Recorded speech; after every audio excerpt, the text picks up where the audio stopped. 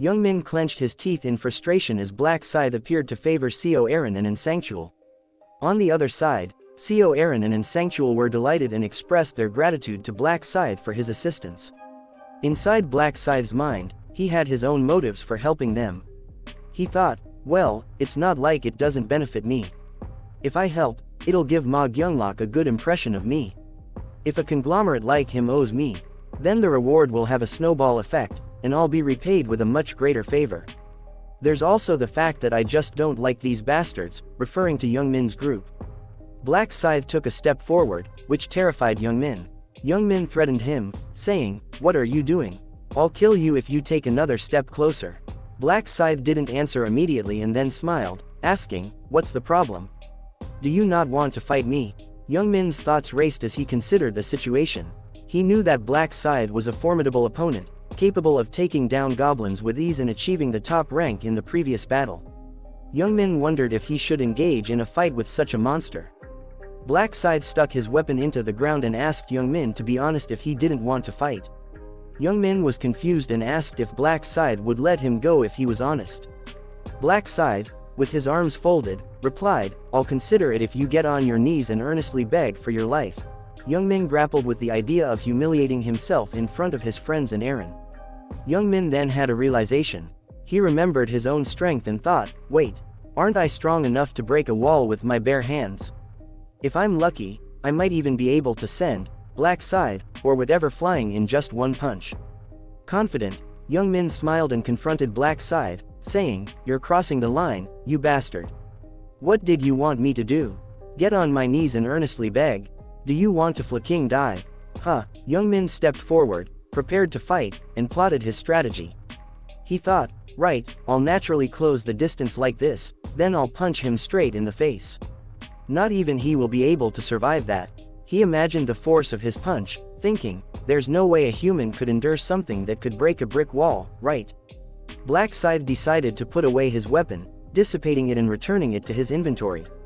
Youngmin was bewildered by this and asked what he was doing. Black Scythe explained that it wouldn't be fair if Youngmin came at him barehanded while he had a weapon, and he didn't want the fight to be too easy. Youngmin retorted, "You're being completely ridiculous." Black Scythe then dashed towards Youngmin, who had readied his punch and was waiting for him to close in. Youngmin thought that Black Scythe had made a mistake by putting away his weapon, exposing his head. Youngmin released his punch, but Black Scythe skillfully turned slightly to the left to avoid the blow. Instead, he struck Youngmin in the stomach with his knee, sending him flying. Youngmin felt the pain and muttered, "You fucking bastard." Black Scythe, keeping a watchful eye on him, said, "Stop swearing.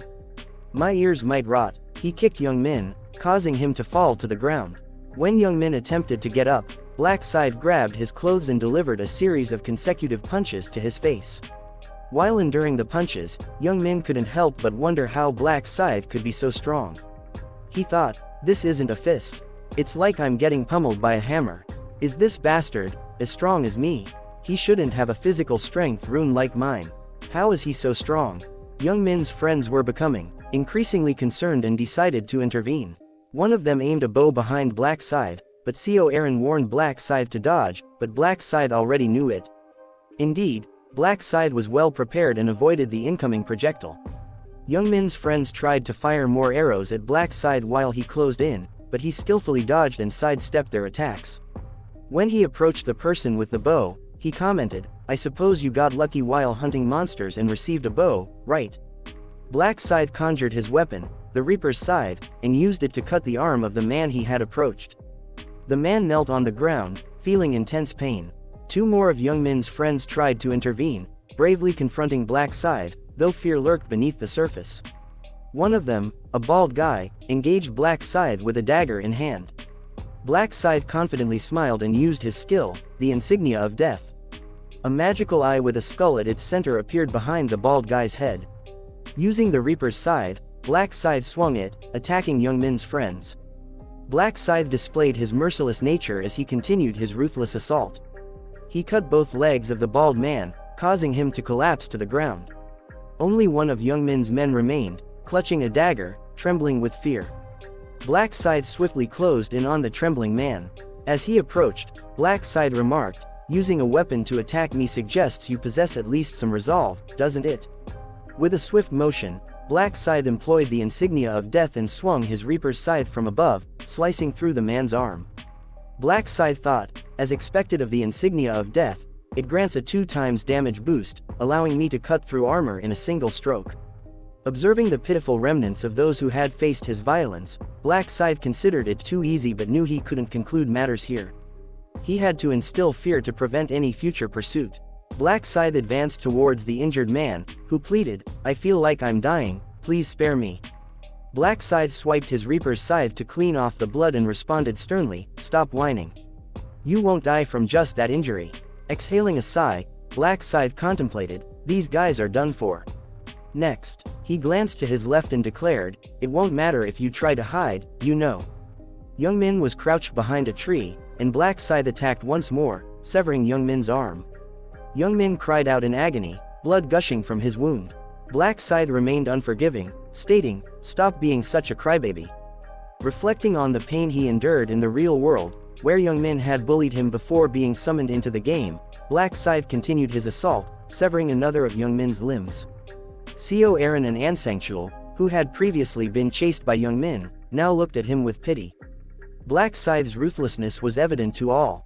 Anicap, impressed by Black Scythe's unflinching demeanor, thought, to think he could ruthlessly dismember an opponent who has already lost the will to fight. Though some may find it harsh, I admire that kind of cool-headedness. Black Scythe proceeded to amputate one of Young Min's legs. Anicap was in awe, thinking that Black Scythe truly rivaled even the president, referring to Ma Gyunglok. Noticing Anicap's distraction, Black Scythe inquired about his well-being, to which Anicap replied, "Yes, thanks to you." Black Scythe assured him, saying, "You don't need to worry about them attacking you. As you can see, they won't even be able to move, so it's best to vote." Co Aaron and Anicap expressed their gratitude and vowed their thanks to Black Scythe. Co Aaron, however, voiced her concern, "Won't they die at this rate?" To this, Black Scythe responded indifferently, "So what if they die? They're not even at the level of animals." Black Scythe couldn't help but think that Co Aaron was overly compassionate. He questioned why she cared about the lives of those individuals, as if she were trying to maintain a saintly image, possibly because she was a celebrity. Anicap then asked Black Scythe a question, expressing curiosity about his decision not to kill the injured individuals. Anicap mentioned that it should not be a problem in this world to kill them. Black Scythe explained his rationale, saying, "The reason why I didn't kill them. It's simple. I gain no benefit from killing them." He couldn't help but notice that Anicap was acting much like Ma Gyunglok's right-hand man. Anicap, still concerned, remarked, "Still, though, leaving behind something that could cause trouble in the future." Black Scythe dismissed this concern, stating, "Trouble? Can these guys really cause trouble in the future? Also, nothing good comes out of a decreasing population, since the number of finished participants will also decrease because of that." Anicap thought to himself that Black Scythe had a different understanding of the game compared to others and found it impressive. He agreed, saying, "I understand. We won't pay attention to those trash then." As Black Scythe prepared to leave, Anicap offered to send him compensation in the real world if he shared his account number. Black Scythe declined and left. Intrigued by Black Scythe's selflessness, Anicap decided to report the incident to the president when he returned. Meanwhile, Young Min's struggles were heard, but Anicap restrained himself from harming him, recalling Black Scythe's advice that it wouldn't benefit them. Co Aaron and Anicap left the area. Back at the starting point, the participants were still discussing who should be the regional representative. Some were campaigning, others giving speeches, a few engaged in arguments, and some trying to mediate the situation. One man claimed, "My father is a member of Congress. Shouldn't someone like me be the representative?" However, the others were skeptical of his claim. Suddenly, Mint Chocolate Boy's voice rang out, urging everyone not to waste time as there were only 2 hours left until voting ended. He proposed a solution to determine who to vote for, and the participants listened intently, not realizing his true intentions. Mint Chocolate Boy smirked, thinking, "These people, they're following my words intently." As expected, people are falling for it again, for my persuasion rune. Mint Chocolate Boy recalled his initial disappointment when he received the persuasion rune as his random rune fragment. In a flashback scene, He could be seen holding the rune and wondering, what the hell is this? The rune's effect was described as increasing your chances of persuading the target if they are capable of conversation. This effect does not apply to targets of a higher level than the caster. Mint Chocolate Boy had reservations, thinking, there's no way this would work on monsters incapable of conversation. However, he soon realized how to use the persuasion rune effectively. As he watched the participants nearly kill a group of goblins, he used the rune and exclaimed, "Everyone! The woman over there is in a very dangerous situation. Leave those goblins behind, we must help her right away." Thanks to the rune's influence, the people listened and abandoned the weakened goblins. He continued to employ this method to save goblins from certain death, to easily kill 100 goblins to finish the round 1 quest. Mint Chocolate Boy thought optimistically, if things go well this time too, I can easily become the region representative. Returning to the present, Mint Chocolate Boy used his rune to suggest a course of action to the participants, proposing that they first decide on the candidates and narrow down their options to roughly 5 people before voting. The participants found this idea reasonable, with one person stating, "It makes sense. We would never accomplish anything if we just keep asking each other to vote for themselves." Mint Chocolate Boy then encouraged them to recommend candidates by raising their hands. The man who initially claimed that his father was a member of Congress raised his hand, but Mint Chocolate Boy promptly responded, obviously you aren't allowed to recommend yourself. If we did that, then we'd just be repeating the same thing as earlier, leaving the man disappointed." Mint Chocolate Boy couldn't help but think how easy it was to persuade the other participants, despite calling them losers. The participants now contemplated whom to vote for or recommend as the region representative. One girl admitted, "It's not like I know anyone here," while one man couldn't bear the thought of anyone else becoming the representative. Mint Chocolate Boy observed that the recommendations were progressing smoothly, and he anticipated that the choices would narrow down to those who had stood out. A long-haired man raised his hand and recommended Mint Chocolate Boy as a representative. Mint Chocolate Boy was pleased with this development, thinking, bingo. The long-haired man argued that it was best if the representative was someone logical and possessed leadership skills. Mint Chocolate Boy inquired with a faux sense of surprise, "Me?" The long-haired man confirmed, stating, "Yeah, you're also controlling the situation right now, aren't you? Don't you agree?" Mint Chocolate Boy, using his persuasion rune, expressed gratitude and asked if anyone else had recommendations. Another man raised his hand and recommended Black Scythe. Mint Chocolate Boy found this to be a logical choice, as the person who ranked first in the previous round deserved recognition. Then, yet another man raised his hand and recommended the person who ranked second in the previous round, Life is a Documentary. The person who ranked third, Black Dragon in My Right Hand, was also nominated. Mint Chocolate Boy concluded, "With this, we have 4 candidates. We still have a spot left. Is there anyone else?" He suggested they proceed with 4 candidates and invited each candidate to make a statement before the voting process. Mint Chocolate Boy began his own statement, confident in his ability to persuade the participants.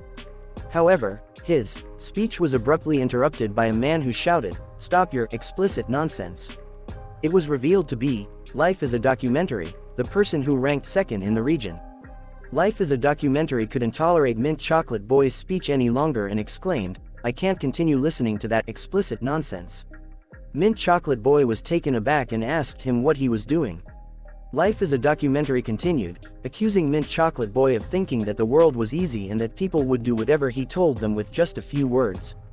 Mint Chocolate Boy thought that Life is a Documentary might have figured out his skill but wasn't entirely sure.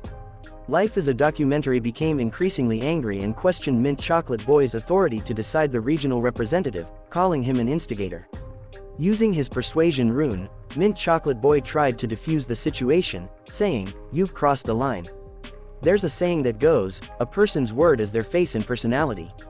Must you really use such hostile words?" He believed this approach would work on Life as a Documentary. However, Life as a Documentary became even angrier, swearing at Mint Chocolate Boy and warning him not to lecture him. Mint Chocolate Boy realized that his rune didn't work on Life as a Documentary. In frustration, Life as a Documentary turned to the other participants and urged them to forget about the candidates and vote for him, threatening to kill them if they didn't comply. Mint Chocolate Boy sighed and commented on Life as a Documentary's behavior, suggesting that people wouldn't listen to him when he spoke like that. He told him to stop embarrassing himself and go back. Life as a Documentary was infuriated and suddenly swung his dagger, slashing Mint Chocolate Boy's neck, causing blood to gush out. Mint Chocolate Boy fell to his knees, struggling to breathe. Life as a Documentary declared, "I told you, didn't I? I'll kill you if you mess with me." Mint Chocolate Boy lay lifeless on the ground, and Life as a Documentary threatened the participants, shouting, "If you don't vote for me, I'll kill you, just like this bastard."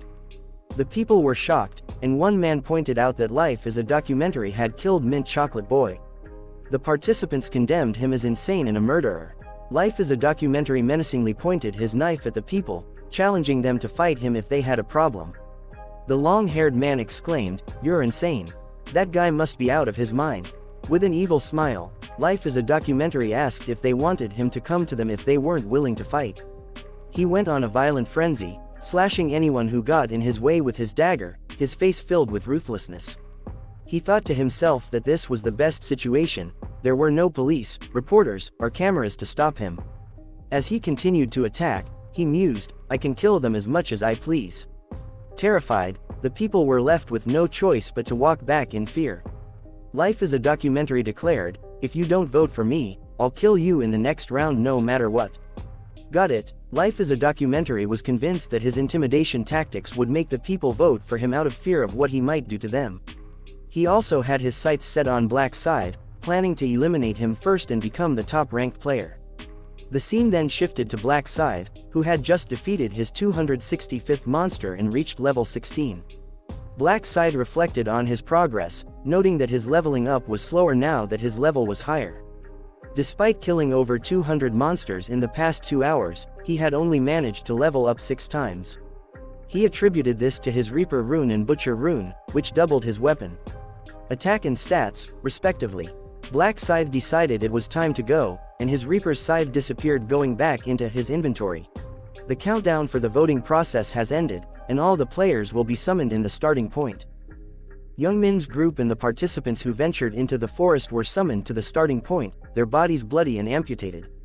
The sight shocked everyone, especially Co Aaron and Ansangtual, who were horrified to see the aftermath of Life as a Documentary's brutal actions.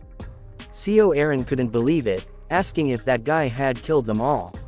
Black Scythe observed the scene and thought that Cho Jong-sik, also known as Life as a Documentary, had gained superiority again this time. Cho Jong-sik was the boss of the Jong-sik gang in the real world, the second most talented fighter in his district, but known for his terrible personality. Ryuman thought it's always better to remove a ticking time bomb before it can go off. But now's not the time. Approaching Black Scythe, Cho Jong-sik said, "Hey, Black Scythe, where have you been? I've been waiting a long time for you." Black Scythe, unimpressed, asked what he wanted. Cho Jong-sik, twirling his dagger, stated that he had a suggestion. Black Scythe should serve him, and in return, he would spare his life. Black Scythe smirked and asked if Cho Jong-sik wanted to start fighting. He demanded Jong-sik to kneel and beg if he wanted to go unharmed. Interrupting Black Scythe, Cho Jong-sik began explaining that if he became a regional representative, but Black Scythe cut him off, asking if it was hard to understand or if he would prefer to die there. Summoning his weapon, the Reaper's scythe, Black Scythe confronted Cho Jong-sik, who was taken aback by the powerful weapon. Cho Jong-sik, frustrated, declared that he wouldn't kneel to someone like Black Scythe and challenged him to come at him with his fancy weapon. Black Scythe, realizing the situation, decided not to reveal his full strength and aimed to make Cho Jong-sik the representative for the third round. However, before things could escalate further, an angel appeared, interrupting the rising tension. The angel inquired, "Are you all gathered here, humans?" Black Scythe remarked to Jong-sik that he was fortunate, diverting Jong-sik's attention to the angel. Black Scythe warned Jong-sik to be more cautious about challenging others if he wanted to avoid an early death. Although Jong-sik didn't respond verbally, inwardly, he thought he had almost had a heart attack. Despite letting Black Scythe go for now, Jong-sik vowed to repay the humiliation if he became a representative. The angel then asked if they had decided on their representative, noting that it seemed like they had more than just talked for 3 hours. Indifferent to their fates, the angel suggested proceeding with the scheduled voting. A system message appeared, announcing the commencement of the vote for the region representative. They have to look at who they wish to vote and vote, in their minds to cast the vote before the voting time ends. Players had 5 minutes to cast their votes, and failure to do so would result in elimination from the round. All eyes turned to Jong-sik as the countdown began. Jong-sik noticed a girl who wasn't looking at him, and he threatened her, warning that he would kill her if she didn't vote for him. The girl, fearing for her life, decided to cast her vote for Jong-sik. Black Scythe sighed. As the voting duration countdown ended, the angel declared times up and commended the participants for not attempting to skip the vote. The angel then revealed the voting results in the system window. Life is a Documentary received 2,412 votes, securing the first position, while Black Scythe followed closely with 2,077 votes. Black Dragon in My Right Hand received 249 votes, Chubby Cheek Steamed Bun got 6 votes, and Cute Baby Bird received 5 votes. Jong-sik, although securing the first position, was displeased with the number of votes and was baffled that people voted for Black Scythe despite his instructions. The angel officially declared Life as a Documentary as the region's representative and granted him the authority of command to give orders to others. Jong-sik was delighted, thinking he would make Black Scythe regret not killing him. However, upon inspecting the information about the authority of command, Jong-sik learned that the skill could only be used 10 times and did not work on players with a class. Disappointed, he realized that people with a class could simply ignore his commands. The angel announced, "Now, dear humans, you must have thought we were done after the vote, right? That's not quite the case. There's a hidden quest this round." Confusion spread among the participants, and a system message revealed the subquest for the second round. The quest is advancing before the vote. Get an advancement item in a class. You'll receive a 50% discount voucher for today's item if you succeed. Ansanctual and Co Aaron were also perplexed, unaware that a subquest existed. The angel remarked that the quest window was set to pop up at level 10, but many participants hadn't realized it. One man questioned, "I mean, how are we supposed to level up when there are no monsters?" The angel turned serious and responded, "What do you mean? The forest is full of monsters." "Well, don't feel so bad about that. There are only 30,000 people in all regions who were able to advance to a class this round. Speaking of which, someone in this region received a class advancement as well." Curiosity arose among the participants, and they asked who had advanced in their region. The angel proposed checking the subquest results to find out. With a snap of her fingers, the second round subquest results appeared in all regions. Black Scythe was the first to achieve a class in 39 minutes and 42 seconds, reaching level 16 as a Reaper. The second position was held by Heavenly Demon, a level 10 Dark Knight, who obtained the class in 2 hours, 36 minutes, and 15 seconds. Stupid Idiots, a level 10 Shaman, secured the third spot, achieving the class in 2 hours, 37 minutes, and 17 seconds.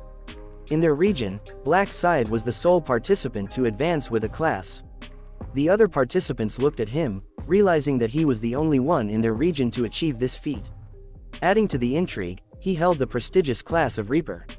As the participants looked at Black Scythe, they were curious about the Reaper class. One man expressed, "It looks like a hella strong class," and another participant noted, "Ah. Is that why he's carrying around such a huge scythe?" Jong-sik reflected on his plan to use the authority of command against Black Scythe, thinking, "I was going to use authority of command to make Black Scythe kill himself, but who would have thought that Black Scythe would change class now, of all times?" The angel revealed that in round 2, ranks were awarded in the order of who completed the subquest the quickest. She examined the results and announced, "So, the one who changed class in our region was the player Black Scythe. Not only did you achieve first place in the current region, but in all regions. Impressive, Black Scythe, your class is unique, Reaper, and you even matched your nickname with it. Please answer, how did you come up with such a nickname? Did you know you'd gain the Reaper class beforehand?" Black Scythe responded, "I didn't know I'd get a class that would fit my nickname either." The angel pondered if becoming a Reaper was fate, and Black Scythe agreed. However, Black Scythe realized that even the angel didn't know how to obtain the Reaper class, acknowledging that it was unique. The angel noted, "Is this what fate is? How interesting, to think there would be one person in this region to switch classes.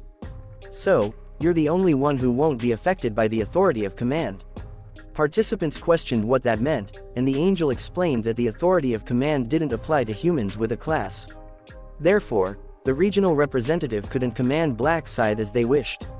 Additionally, there were only 10 chances to use the authority of command, so being a regional representative didn't grant indefinite power. Participants laughed at the revelation, realizing the implications. Jong Sik, frustrated, thought, "You flicking angel bastard. You can't tell them that." The angel then announced that they would reward Black Scythe, who obtained his class the quickest. With a snap of her fingers, a system message appeared congratulating Black Scythe as ranking 1 in the region and another congratulating him for completing the quest in all regions. As a reward for reaching rank 1 in the current region, Black Scythe received a low-rank rare armor choice and a special reward choice for being ranked 1 in all regions. Black Scythe selects the low-rank rare armor choice, and 3 armor options appear in the system window: Medieval Knight's metal armor, Expert Hunter's leather armor, and well-ventilated Mage's robe. He quickly decides that the first choice is too heavy, and the third choice lacks defense. Consequently, he opts for the Expert Hunter's leather armor. Moving on to the special reward box, the choices are as follows: 1. 3 times experience buff maintained for round 3, 2. 3,000 gold, and 3. Information on the third round. Black Scythe considers the abundance of monsters in the upcoming third round and decides to choose the experience buff for the next round. Pressing the number 1, Black Scythe receives the experience buff for the next round. The angel announces that now that the rewards have been distributed, everyone can return home, assuring them that round 3 will be very enjoyable. Their bodies start to dissipate, turning into golden dust, indicating their return to the real world in their actual bodies. The system displays the round 2 outcome results, with 873,500,205 survivors across all regions. In their specific region, 4,988 participants remain. The message indicates that on March 1, 2023, the next round will begin, and the soul will soon be transferred to the body in the existing dimension. In the real world, Young Min wakes up and checks his hands, relieved that his arms are still intact. He decides never to mess with Black Scythe again, not wanting to involve himself with such a heartless individual. The scene shifts to Seo Aaron and Anicap. Anicap acknowledges Aaron's hard work, and she thanks him for protecting her. He mentions that it's expected of him as her manager and bodyguard. Aaron expresses her gratitude to Black Scythe again, wondering if there's a way to convey her thanks. Anicap explains that they don't know Black Scythe's real appearance, and he seems unwilling to reveal his identity. He mentions that when he asked Black Scythe for his account number to compensate him, Black Scythe immediately refused, aware that revealing his account number could expose his real identity. Anicap suggests that if Aaron wants to show her thanks, she should find him in the next round and give him an item. Aaron agrees, stating that she'll need some time to think about how to compensate him properly. Anicap advises her to rest, and they part ways, with Aaron wishing him well. Anicap left Seo Aaron's house, and while he was in the elevator, he received a call from President Ma Gyunglok. Ma Gyunglok, known as Mr. Heavenly Demon, was still awake, having a drink of whiskey. Anicap congratulated him on switching his class to Dark Knight. When Anicap reported that he and Seo Aaron could only reach level 8 due to an injury and were unable to continue hunting, Ma Gyunglok inquired about the details. Anicap mentioned that the incident was related to Black Scythe, prompting Ma Gyunglok to ask him to come to the hotel for an in-person discussion. Ma Gyunglok instructed, "Come to the hotel. I'll hear the details in person." Anicap agreed, "Yes, I'll be there in 20 minutes. Unbeknownst to Anicap, Black Scythe was secretly following him. As Anicap left in his car, Ryuman observed the situation, thinking, as expected, is he going to Ma Gyunglok? 10 minutes before, Ryuman used his skill to locate someone. The system guided him, "Please think of the target you'd like to track, visualize their face, and say their name." Ryuman tracked Anicap, and the system confirmed, name and face have been matched. Tracking the target's location, target Anicap's location has been found. Target's location, 9M. Ryuman pondered, he's quite close. Is he still in the penthouse upstairs? The location's changing. Judging by how it's changing rapidly, he must have taken the elevator. Where is he going so early in the morning? Could it be to Ma Gyunglok? I'll confirm it. While Ryuman slept, Ryuman grabbed his jacket to go outside. Back to reality, Ryuman thought, it was a good thing I tracked him as soon as I returned. The shadows are covering the moonlight. It's the perfect night to chase after someone. Ma Gyunglok, waiting for Anicap, couldn't shake a sense of restlessness as he gazed at the moon. Despite his unease, he resolved to endure it for the time being, prioritizing the impending report. Thoughts of Black Scythe, the player who had achieved rank 1 in both the first and second rounds, occupied his mind. Ma Gyunglok couldn't help but feel a foreboding connection to the rank 1 player. Concerned about a potential altercation involving his subordinate, and Sangchul, Ma Gyunglok couldn't sit idly by. Black Scythe's reputation as the top player made the situation more unsettling. The idea that he might have picked a fight with Sangchul, Ma Gyunglok's right-hand man, intensified his discomfort. In Ma Gyunglok's eyes, anyone who dared to challenge his subordinates was challenging him directly. The mention of the rank 1 player only fueled Ma Gyunglok's determination. Regardless of who stood in his way, he declared that he wouldn't leave them be. Even if it was the formidable rank 1, Ma Gyunglok sat drinking while awaiting Sangchul. Upon Sangchul's arrival, he knocked on the door and inquired if President Ma Gyunglok was present. Ma Gyunglok confirmed his presence and welcomed him inside. They exchanged greetings, and Ma Gyunglok acknowledged Sangchul's position as a section chief. Sangchul expressed gratitude, attributing his success to Ma Gyunglok. In response, Ma Gyunglok humbly stated that he had not done anything and emphasized that they were not even in the same region. Sangchul expressed admiration for Ma Gyunglok's mere existence, finding it motivating. Ma Gyunglok thanked him and invited him to take a seat, noting Sangchul's talent for flattery. Sangchul insisted that it was not flattery but the truth, congratulating Ma Gyunglok on surviving round 2.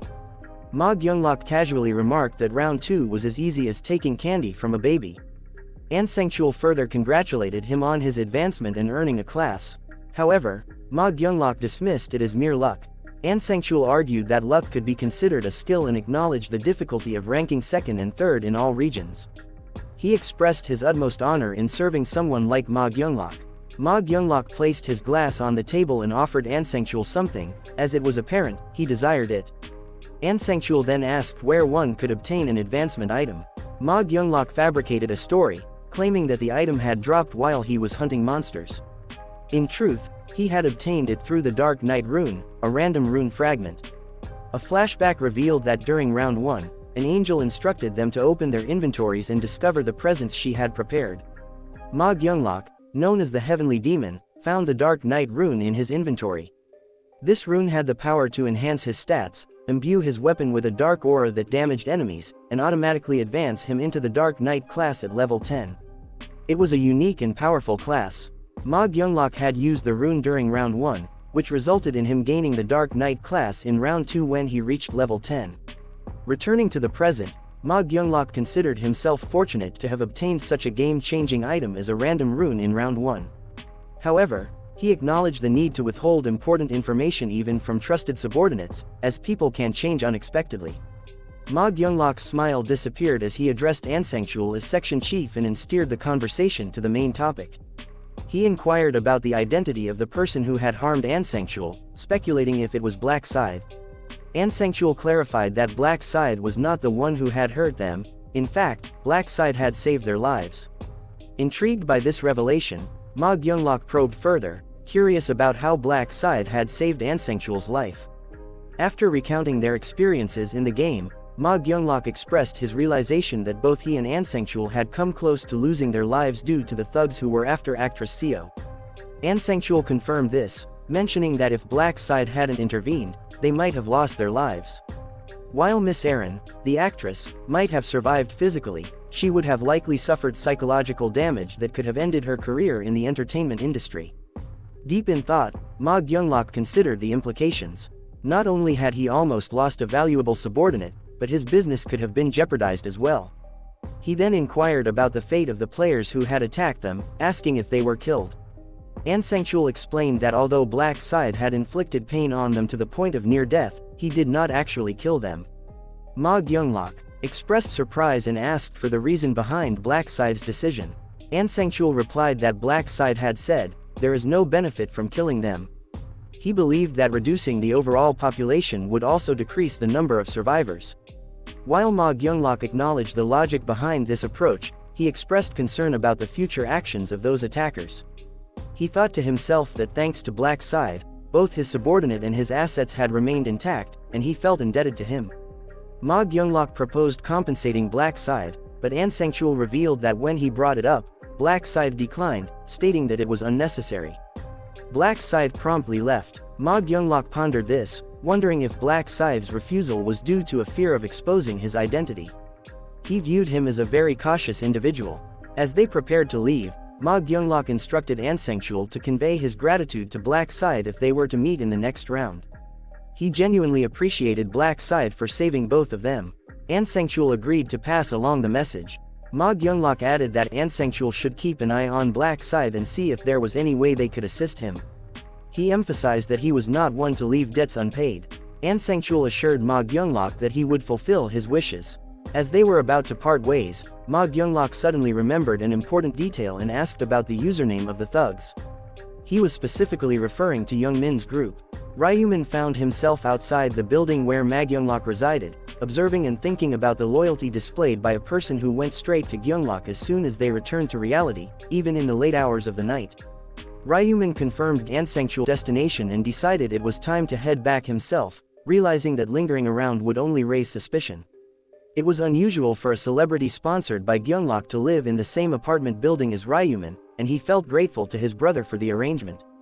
Ryumin called a taxi to take him home, contemplating the events that had transpired. He acknowledged that if they hadn't distributed rice cakes, they would have never encountered Aaron, and he would have remained unaware of the connection between Sangchul and Aaron.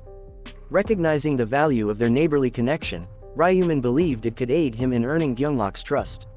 However, he pondered whether he should bring Gyunglok to round 20 or not, considering the significant advantages of Gyunglok's powerful Dark Knight rune, which some might consider unfair. Nevertheless, there were drawbacks, such as the absence of an advancement reward rune and the necessity to advance as a Dark Knight. The most significant downside was the need to charge up an exclusive mana known as Dark Mana, in order to use the Dark Knight's power called Dark Aura, which couldn't be acquired through ordinary means. Ryumin couldn't help but recognize that this ability suited someone with a psychopathic hobby like Gyunglok, making him question the potential dangers of having a psychopath as a comrade. For the time being, Ryumin decided to keep Gyunglok as a candidate and utilize him as best he could, acknowledging that there were plenty of other talented individuals available. With the break of dawn, he resolved to start working immediately. The following day at the QS24 convenience store, the store owner sighed, feeling overwhelmed and uncertain about what to do as the store's revenue was rapidly plummeting. Julie, his daughter, arrived and greeted her father, noticing his loud sigh. Curious, she inquired about the reason behind his distress. Her father explained that lottery ticket sales had been completely suspended, citing concerns about the abilities possessed by the players. Julie questioned the suddenness of the decision, prompting her father to reveal that the government had provided a seemingly reasonable excuse, expressing uncertainty about the potential abilities that players might possess.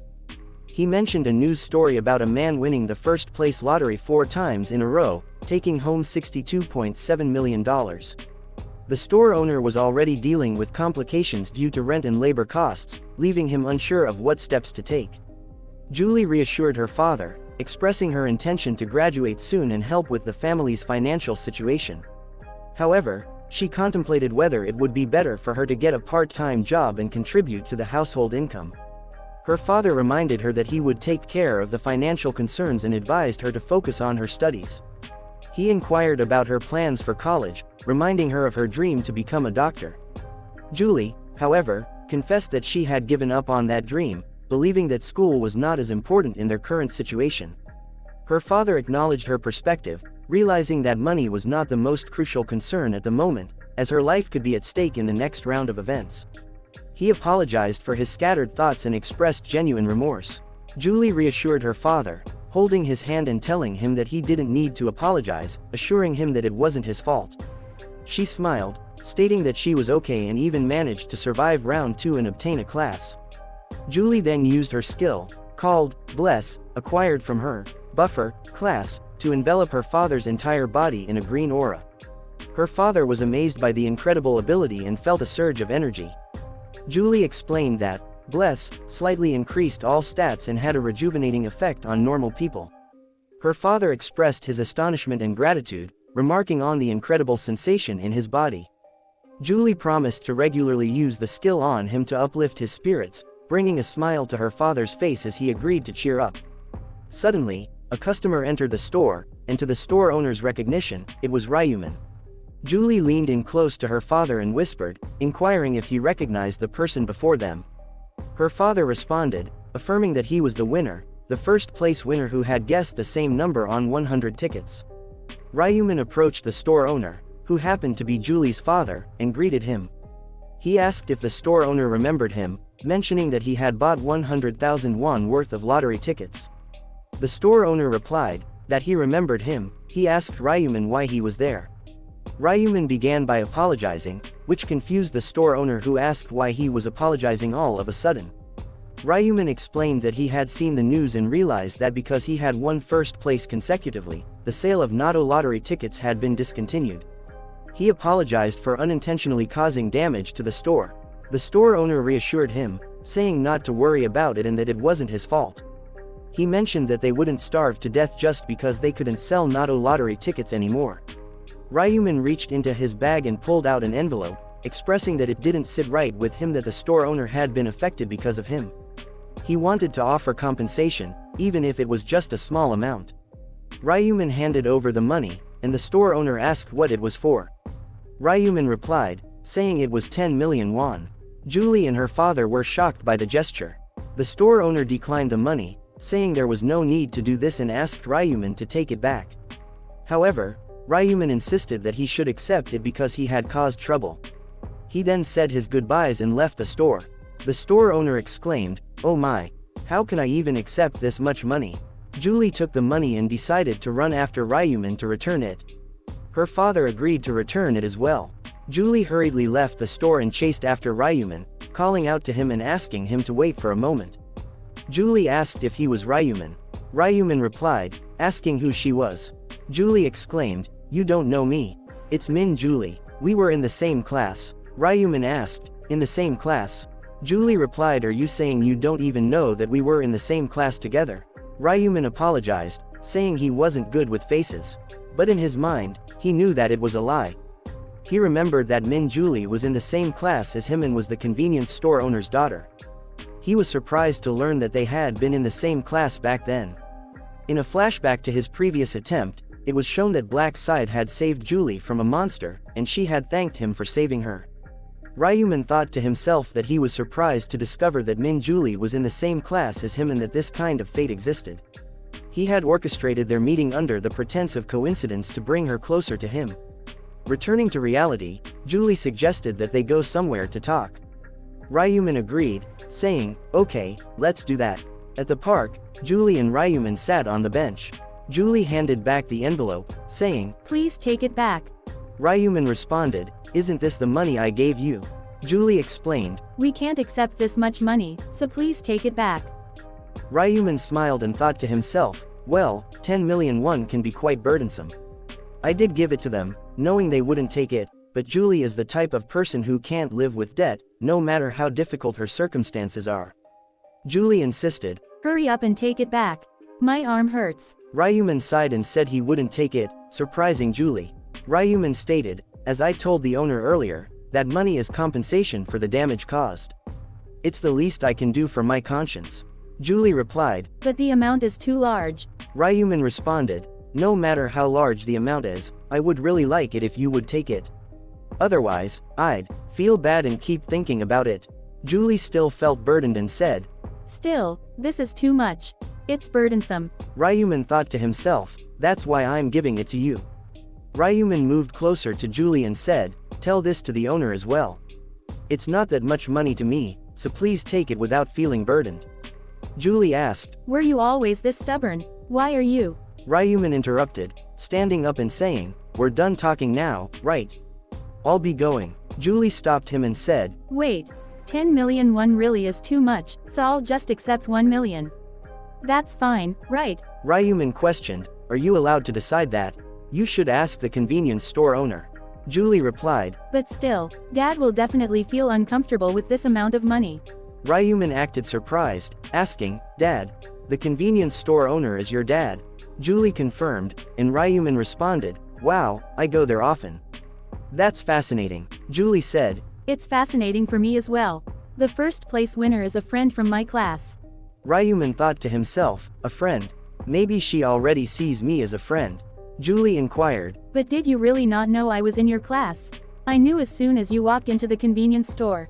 Ryuman apologized, saying, sorry, I'm really not good with faces. Also, this is the first time we've talked like this, isn't it? Julie confirmed, and with a sulking expression, she said, Then this must be the first time you've heard my name. Ryuman apologized again, acknowledging that it was the first time he heard her name. Julie seemed upset, and Ryuman thought to himself, though I do feel bad for pretending I don't know her. I have to do this so that she takes an interest in me. Julie continued. I told you this earlier as well. My name's Min Julie. I'm in the same class as you. Julie stood up and moved closer to Ryuman, saying, And this is my face. Will you remember it now? She wanted to make sure Ryuman wouldn't forget her. Julie blushed, and Ryuman smiled at her. Suddenly, Julie had a realization and thought, I'm suddenly being hit by reality. What the hell am I doing? I'm introducing myself to a classmate when graduation is just around the corner. She felt upset. Ryuman, ever the gentleman, said, well, at least I know now. It's not like we won't be able to contact each other after graduation. Speaking of which, could you tell me your number? Julie felt shy but agreed, asking for Ryuman's phone. She entered her contact number and returned the phone to him. Ryuman said, it's fate that we met like this, so let's contact each other often from now on.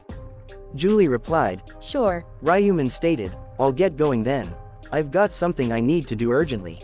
Julie responded, Okay. However, Julie forgot to return the money, but Ryuman had no intention of getting it back. Julie said, I wasn't able to give it back in the end. Julie thought to herself, To think he'd suddenly ask for my number. I'm struggling because my heart keeps pounding. Though, I do, of course, know that he asked me for it as a friend, but still. I like Ryuman. Julie reminisced about the day she first encountered Ryuman by chance. In a flashback, Ryuman was being bullied by classmates, and Julie, witnessing the incident, called the police to report it. After the bullying, she discreetly followed Ryuman to ensure he made it home safely. As she observed Ryuman continuing with his life, working at his part-time job as if nothing had happened, Julie realized he was a much stronger person than he appeared. This sparked her initial interest in him, and from that moment, she started paying closer attention to him. While cleaning a window, Julie contemplated her feelings. Despite growing fond of Ryuman, she lacked the courage to approach him. Her admiration for him deepened, and now, with the unexpected opportunity of receiving 10 million won, Julie decided it was time to be brave. Julie thought about seizing the chance given to her by fate. She couldn't pretend not to know him any longer, and with newfound determination, she contemplated asking Ryuman to go out for a meal. The heavens had provided her an opportunity, and Julie was ready to take a step forward. The next day, Ryuman was lying in bed, texting Julie. She asked if he had eaten yet and mentioned that she had something to discuss with him. Julie suggested meeting around 1 p.m. and insisted that she would treat him to lunch. Ryuman agreed to meet but expressed his willingness to pay. However, Julie firmly insisted on covering the bill. Ryuman playfully mentioned that he had plenty of money, but Julie didn't want to take advantage and shamelessly freeload off him. She asked him what kind of food he liked instead. Ryuman thought to himself, as I expected, she feels indebted to me and immediately offered to buy me lunch. That's a good sign. If I naturally become friendly with her, it'll be easy to make her my ally. I'll save Julie and take her to the 20th round. Deciding to meet Julie, Ryuman got out of bed and changed his clothes. His brother, Ryuan, noticed him and asked where he was going. Ryuman casually mentioned that he was meeting a friend, to which Ryuan playfully asked if the friend was a girl. Ryuman replied, why not? Can't I meet girls? As Ryuman opened the door to leave, he told Ryuan not to skip lunch since he was going out to eat. Ryuan replied with an okay and realized that his brother was going on a date. Ryuman and Julie met at a steakhouse. As they enjoyed their meal, Ryuman asked Julie if she liked steak. Julie responded positively, and Ryuman encouraged her to eat to her heart's content. Julie thought to herself, I can't believe I'm having a meal alone with Ryuman. What a great day. However, after their initial conversation, the atmosphere grew awkward, and Julie felt the need to break the silence. She gathered her courage and decided to ask about something else. Julie asked Ryuman about his consecutive wins in the Nato lottery and whether it was true that he had won 4 times in a row. Ryuman replied that he saw the winning numbers in his dream and attributed his luck to that. Of course, it was a lie. Ryuman knew the numbers because he had regressed 99 times. Julie then inquired how much money he had earned from those wins. Ryuman replied, "Well, I guess I won't have to worry about money for the rest of my life. Although now, I have other things to worry about." Julie acknowledged his response. Julie then expressed her curiosity about the first round of the game, asking Ryuman if it was difficult to kill goblins. Ryuman agreed, saying that it took him ages to do so. Curious about their respective regions, Julie asked where Ryuman's region was located. Ryuman replied, I don't remember the rest that well.